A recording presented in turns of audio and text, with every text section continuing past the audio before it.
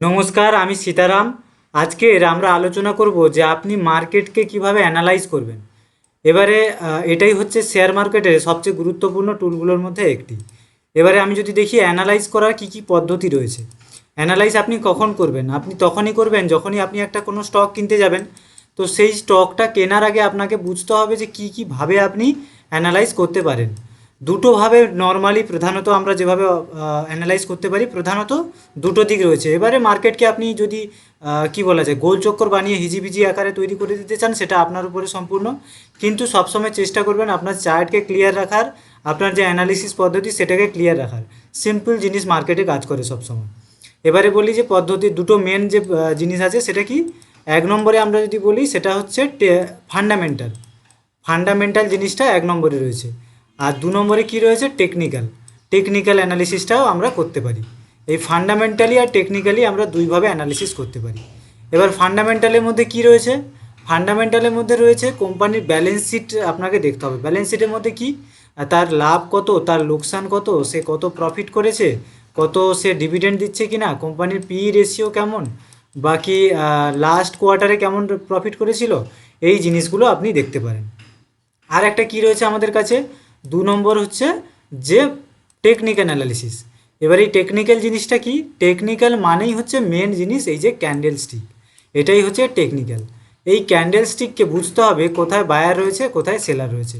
আমার চ্যানেলে candle stick নিয়ে অলরেডি ভিডিও রয়েছে দুইখানা, ওটা দেখলে আপনার পরিষ্কার হয়ে যাবে যে কীভাবে ক্যান্ডেল স্টিক দিয়ে আপনি বায়ার সেলারদের আইডেন্টিটি যাচাই করতে পারবেন যে কোথায় বায়ার আসছে, কোথায় সেলার আসছে। এবারে ধরুন আপনি কোনো স্টক কিনবেন, ধরুন টাটা মোটরস। আমি যদি টাটা মোটরসের চার্টে যাই, এই দেখুন আমি এখন টাটা মোটরসের চার্টে। তো টাটা মোটরসের চার্টে আমরা কি দেখতে পাচ্ছি যে কিছু বাইং হয়েছে এই উপরের দিকে, তারপরে মার্কেট নিচে এসছে, তারপর আবার চলে যাচ্ছে। আপনি এই জায়গাটা অ্যানালিসিস যদি না করেন, এই জায়গায় যে আপনি এই জায়গাতে বাই করবেন কিভাবে? এই জায়গাতে বাই করলে এখানে গেলেই না প্রফিট হবে, এখানে বাই করলে তো এখানে এলে তো আপনার লস হয়ে যাবে, তাই না? সুতরাং আপনাকে এই জায়গাতে বাই করতে হবে, এই জায়গাতে প্রফিট বুক করতে হবে, এই জায়গাতে প্রফিট বুক করতে হবে। তাহলে এই ভুলটা এড়ানোর জন্য আপনাকে কি করতে হবে? আপনাকে অ্যানালিসিসটা করতে হবে, যাতে কোনো স্টকের আপনি টপে গিয়ে না বাই করেন আর বটমে এসে না সেল করেন। আপনি যাতে কোনো দিন শেয়ার মার্কেটে টপ অ্যান্ড বটম ধরা যায় না, কিন্তু এই যে সুইংগুলো তো ধরতে পারি, এই নিচ থেকে উপর পর্যন্ত তো আমি ধরতে পারি। আমরা এই জায়গা থেকে এই জায়গায় না ধরতে পারলেও কি এই জায়গা থেকে এই জায়গা পর্যন্ত আমরা ধরতেই পারি। কিন্তু এই জায়গায় কিনে এই জায়গায় সেল করবেন না দয়া করে। তাহলে অ্যানালিসিসটা কিভাবে করতে পারি? ধরুন আপনি একটা স্টক কিনবেন, এই টাটা মোটরস। টাটা মোটরস এটা আমি আছি। স্টক আপনি যখন কিনবেন তখন নর্মালি ডেলি টাইম ফ্রেমে দেখেই কিনতে হবে, কারণ যেহেতু স্টকটা লং টার্মের জন্য বা 10 দিন 15 দিনের বা তার বেশি মিনিমাম নেওয়া হয়। সে সুইং করুন আর যাই করুন, মিনিমাম 10-15 দিনের জন্য নিতেই হয়। এবার যে লং টার্মে সেটার সম্পূর্ণ আলাদা নিয়ম রয়েছে। তাহলে আমাদের ডেলি টাইম ফ্রেমেই থাকতে হবে। এবারে ডেলি টাইম ফ্রেমে দেখতে হবে, তার জন্য ডেলি টাইম ফ্রেমে দেখলাম যে স্টকটা মোটামুটি একটা বাইং আসছে, কিন্তু স্টকটাকে আমরা আরও বড় টাইম ফ্রেমে আমাদের দেখতে হবে। এটা বোঝানোর জন্য আমাকে একটু নিফটি চার্টটা আপনাকে দেখাতে হবে, তাহলে জিনিসটা বোঝাতে সুবিধা হবে। দেখুন আমি এখন নিফটি চার্টে রয়েছি। নিফটিতে এটা কি দেখবো, এটা হচ্ছে 5 মিনিটের চার্ট। তার মানে কি, একদিনের চার্টটা ভেঙে এটা 5 মিনিটের ক্যান্ডেলগুলো যতটা হওয়ার দরকার, ওই 6 ঘন্টা মার্কেটে ততগুলো ক্যান্ডেল হয়েছে, 5 মিনিটের ক্যান্ডেল এগুলো সব। এবারে এখানে আমরা কি দেখতে পাবো, মার্কেট একটু এখানে গিয়ে আগের দিনে যে হাই ছিল ওর কাছাকাছি রিজেকশান নিয়ে নিচের দিকে একটা ডাউন ট্রেন্ড ফর্ম করেছে। ঠিক আছে, ভালো। কিন্তু এখান থেকে যে মার্কেট নিচে এসছে, আমরা যে এখানে সেল করব, ওই ডিসিশানটা আমরা কনফার্মলি নেবো কীভাবে? ওটার জন্য আমাদেরকে যেতে হবে ডেলি টাইম ফ্রেমে। এই দেখুন আমি এবার ডেলি টাইম ফ্রেমে চলে এসেছি। ডেলি টাইম ফ্রেমে আপনি দেখুন, এই যে আগের দিনের একটা রেজিস্ট্যান্স রয়েছে, তার আগেও এখানে একটা রেজিস্ট্যান্স রয়েছে, এর আগেও। তাহলে ডেলি টাইম ফ্রেমে আমাদের একটা সিদ্ধান্ত নিতে সুবিধা হবে যে উপরে স্ট্রং একটা রেজিস্ট্যান্স রয়েছে, তাই জন্য ওখান থেকে কিন্তু একটা রিজেকশান আসতে পারে। সুতরাং বড় টাইম ফ্রেমে আপনি না দেখলে ছোট টাইম ফ্রেমের ডিসিশানটা আপনি নিতে পারবেন না। তাহলে ব্যাপারটা আমরা সংক্ষেপে কি বুঝলাম? সবসময় আমাদের বড় টাইম ফ্রেমে দেখতে হয়, তবেই আমরা ছোট টাইম ফ্রেমে ডিসিশানগুলো নিতে পারি। বড় টাইম ফ্রেমে আন্দাজ করে যে বড় টাইম ফ্রেমে মার্কেট কী করতে চাইছে, তবেই আমরা ছোট টাইম ফ্রেমে অ্যাকশান নিতে পারি। এবারে আমি চলে যাব আবার ওই টাটা মোটরসের চার্টে। দেখুন আমি টাটা মোটরসের চার্টে চলে এসেছি। এবার টাটা মোটরসের চার্টে আমি বলেছি যে আমরা ডেলি টাইম ফ্রেমে আছি, তো ডেলি টাইম ফ্রেম দেখেই আমরা কিনবো। আমরা তো 5 মিনিটে এখানে ডিসিশান নেব না, নিফটিতে আমি একটা উদাহরণের জন্য দেখালাম। তাহলে ডেলি থেকে এবারে আমরা একটু লম্বা টাইম ফ্রেমে যাব, কোথাও 1 উইক। দেখুন আমি 1 উইক টাইম ফ্রেম চেঞ্জ করে দিয়েছি, এখানে দেখতে পাবেন ওই যে 1 উইক। ওয়ান উইকে কী দেখবো, মার্কেট একটা আপ ট্রেন্ডে রয়েছে, তারপরে একটু নিচে এসেছিলো কিন্তু আবার বুলিশনেস সাইন এখানে দেখাচ্ছে। তো মার্কেট উপরের দিকেই যাচ্ছে ওভারঅল বোঝা গেল। তো ওয়ান উইক থেকে আমি একটু এরপরে কততে যাব, 1 মান্থ।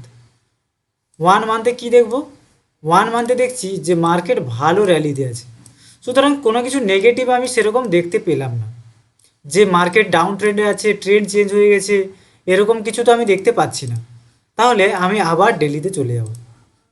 ডেলিতে চলে যাওয়ার পর যেহেতু বড় টাইম ফ্রেমে কোনো চেঞ্জ আমরা দেখতে পাইনি, সেহেতু ছোট টাইম ফ্রেমে ওই বড় টাইম ফ্রেমের উপর ভিত্তি করেই আমাদের ডিসিশানটা নিতে হবে যে না, এটাকে কেনা যায়। কিন্তু ছোট টাইম ফ্রেমেও কিছু জিনিস আপনাকে দেখতে হবে। সেটা কি, ওই স্টকটা যেন পুরো উপরে গিয়ে এই জায়গাতে না কেটে ফেলেন। তাহলে কী হবে, বাইং সেলিং অ্যাক্টিভিটিটা দেখে স্টকটাই একটু যখন কারেকশানে আসবে, এই জায়গায় দেখুন একটা সাপোর্ট রয়েছে। এবং সবসময় আপনি চেষ্টা করবেন মার্কেটের এই টপে না কিনে এই নিচের দিকে কারেকশানে এলে কেনার। কারণ আমরা কি দেখেছি, মান্থলি টাইম ফ্রেমে স্টকটা আপ ট্রেন্ডে আছে এবং উইকলি টাইম ফ্রেমেও আপ ট্রেন্ডে আছে, তার মানে স্টকটা নেওয়া যায়। কিন্তু ডেলি টাইম ফ্রেমে একটু কারেকশান হতে দিন। কারেকশান হলে তাহলে আপনি ভালো জায়গায় প্রাইসটা পেয়ে যাবেন। প্রাইসটা আপনি ভালো জায়গায় পাবেন।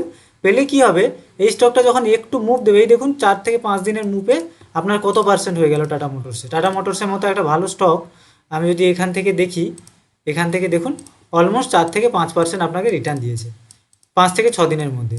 কিন্তু জিনিসটা আপনি যদি এই উপরে নিতেন তাহলে কিন্তু আপনি এই রিটার্নটা পেতেন না। সবসময় আপনাকে এই কারেকশানে নিতে হবে, কিন্তু বলছি ওই অ্যানালাইজ করে ওইভাবেই অ্যানালাইজ আপনাকে করতে হবে যে সবসময় বড় ফ্রেমে করতে হবে, তারপর ছোট ফ্রেমে করতে হবে। এবং তারপরে ছোট ফ্রেমে এসে এবারে আপনাকে দেখতে হবে যে বাইং সেলিং অ্যাক্টিভিটি কীরকম হচ্ছে।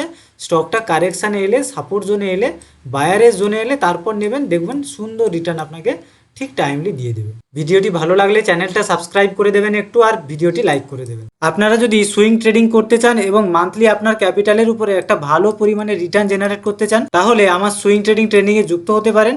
ওখানে 8 দিনের একটা লাইভ ক্লাস হবে। লাইভ ক্লাসে 1-to-1 আমার সাথে ক্লাস হবে এবং 8 দিন ক্লাস শেষ হয়ে যাওয়ার পরেও লাইফ টাইম আমার সাপোর্ট থাকবে। কখন কিভাবে আপনি স্টক কিনবেন, বিক্রি করবেন, একটা ভালো রিটার্ন পাচ্ছেন কি না, লাইফ টাইম আমার সেই বিষয়ে আপনারা সাপোর্ট পেয়ে যাবেন।